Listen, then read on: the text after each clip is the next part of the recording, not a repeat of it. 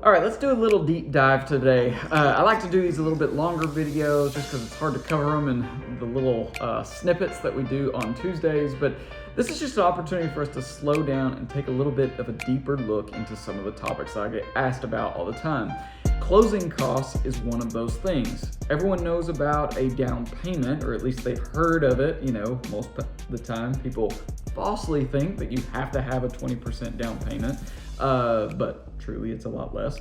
But almost no one knows about closing costs. And so there's this mysterious fee that's floating out there that oftentimes buyers have questions about. And frankly, so do a lot of sellers, because it's been a while maybe since they've gone through the buying process. And so when we start talking about selling someone's home and considering what the buyer's closing cost might be, or even the seller's closing cost might be, it can be somewhat of a mystery. So at the end of the day, closing costs are mostly made up of the fees that either the bank or the county, insurance, things like that, that make up the legal sale of a property.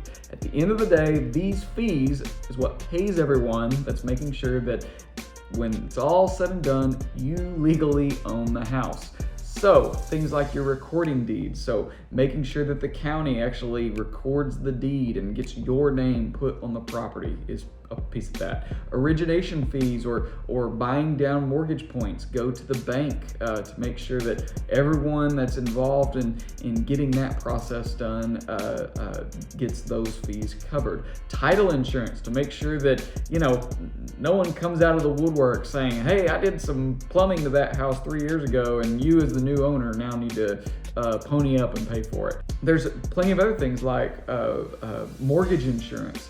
So if you are not making a 20% down payment, you are likely paying some mortgage insurance, and that stuff is due up front. Of course, you gotta pay your taxes. Taxes are part of every deal that we do in America, and so real estate is no different. But the other thing is insurance.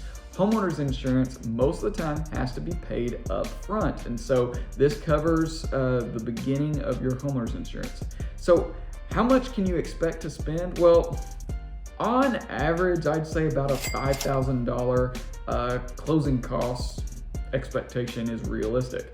It could be a little more, could be a little less. I will say that real estate is very quickly changing, and so we've seen that go up and down, and depending on the way that a seller has their house listed could determine some of the different fees that are involved or not covered. And so those are all things to compare, especially things to compare when you're shopping from one lender to another.